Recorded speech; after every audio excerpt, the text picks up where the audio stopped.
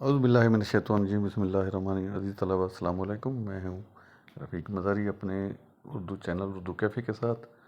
ये चैनल दरअसल उन बच्चों के लिए जो 9th और 10th में उर्दू पढ़ते हैं, उनके तमाम मशक़ी सवालात हल करने में आपको आसानी इस चैनल में मुहैया होगी।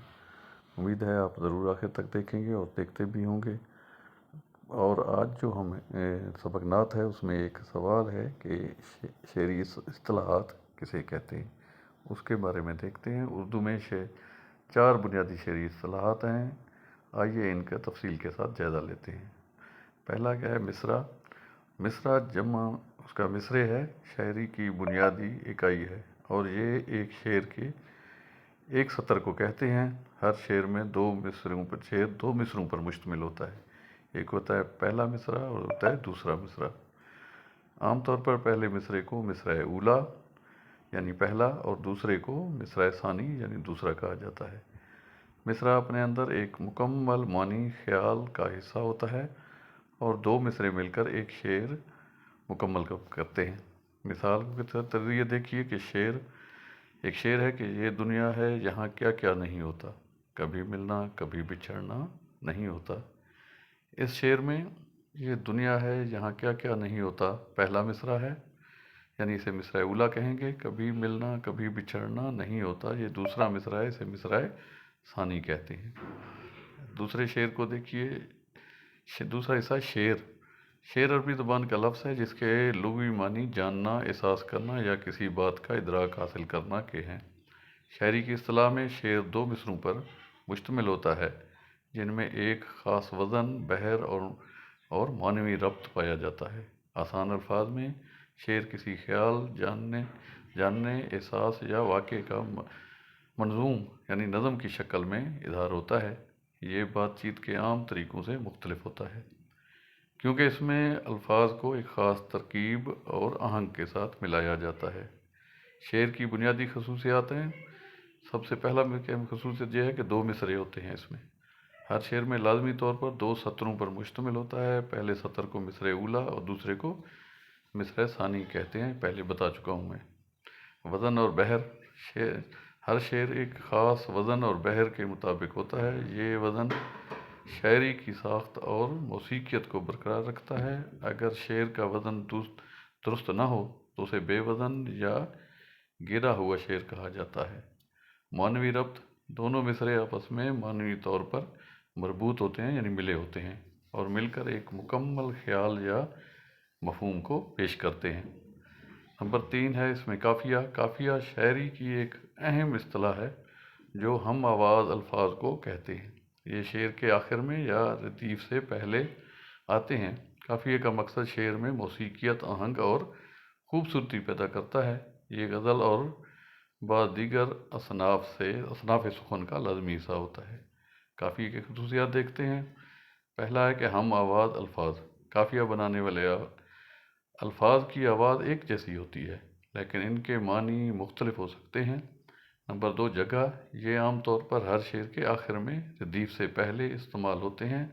अगर शेर में रदीफ ना हो तो काफ़िया शेर के आखिर में भी आ सकता है।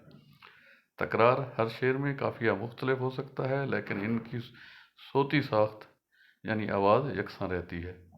शेर में रब्त। काफ़िया शेरों को आपस में एक ख़ास आहंग के ज़रिए जोड़ते हैं, ख़ास तौर पर गज़ल में जहाँ हर शेर का मज़मून अलग होता है।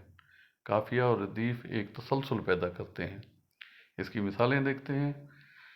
आइए कुछ मिसालों से इसको समझने की कोशिश करते हैं। पहला मिसाल है गज़ल जहाँ रदीफ भी मौजूद है, यानी वैसी शक्ल है जहाँ गज़ल और रदीफ में रदीफ मौजूद हो। आके तेरी याद मेरे दिल से लिपट जाएगी, तेरे जाने से दुनिया ही उजड़ जाएगी। इस शेर में लिपट और उजड़ काफ़िए हैं, जाएगी रदीफ है। दूसरा मिसाल जहाँ सिर्फ काफ़िया हो और रदीफ ना हो। ये इस शेर को देखिए। आज बादल खूब बरसे, दिल के अरमां जागे तरसे। इस शेर में बरसे और तरसे काफ़िया हैं, यहाँ कोई रदीफ नहीं है।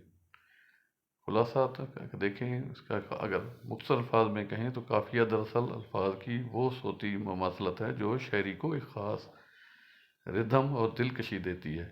ये शायर को अपने ख्यालात को एक खूबसूरत और منظوم شکل میں پیش کرنے میں مدد دیتا ہے۔ اب دیکھتے ہیں ردیف کیا ہے۔ ردیف شاعری کی ایک اہم اصطلاح ہے جو ایسے الفاظ یا الفاظ کے مجموعے کو کہتے ہیں جو قافیے کے بعد آتے ہیں اور غزل یا نظم کے ہر شعر میں بالکل ہو بہو دہرائے جاتے ہیں۔ ردیف کا ہونا شعر میں، خاص طور پر غزل میں، خوبصورتی، آہنگ اور ایک خاص ردھم پیدا کرتا ہے۔ ردیف کی بنیادی خصوصیات دیکھیے۔ قافیہ کے ہمیشہ بعد میں، ردیف ہمیشہ قافیہ کے بعد آتا ہے۔ پہلے قافیہ آتا ہے اور پھر ردیف دہرایا جاتا ہے۔ ہمیشہ ایک جیسے ہوتے ہیں۔ ردیف ہمیشہ ایک ہی لفظ یا الفاظ کا مجموعہ ہوتا ہے، یعنی یہ بدلتا نہیں ہے۔ ہر شعر میں یہ بغیر کسی تبدیلی کے دہرائے جاتے ہیں۔ اختیاری غزل میں ردیف کا ہونا لازمی نہیں ہے۔ کئی غزلیں ایسی ہیں جن میں صرف قافیہ ہوتا ہے اور ردیف نہیں ہوتا۔ ایسی غزل کو غیر مرتب غزل کہتے ہیں۔ تاہم اگر کسی غزل میں ردیف نہ ہو اسے ہر شعر میں دہرانا ضروری نہیں ہوتا۔ شعر میں آہنگ ردیف قافیے کے ساتھ مل کر شعر میں ایک خاص ترکیب کے ساتھ آہنگ آواز پیدا کرتا ہے۔ مثالیں دیکھیے اس کی۔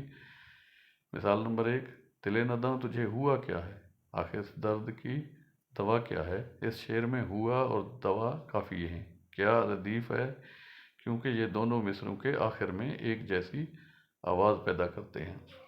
مثال، وہ شخص نہیں جو اپنے وعدے سے مکر جائے، میں ڈرتا ہوں کہ وہ اپنی قسم سے نہ پھر جائے۔ اس شعر میں مکر اور پھر قافیے ہیں۔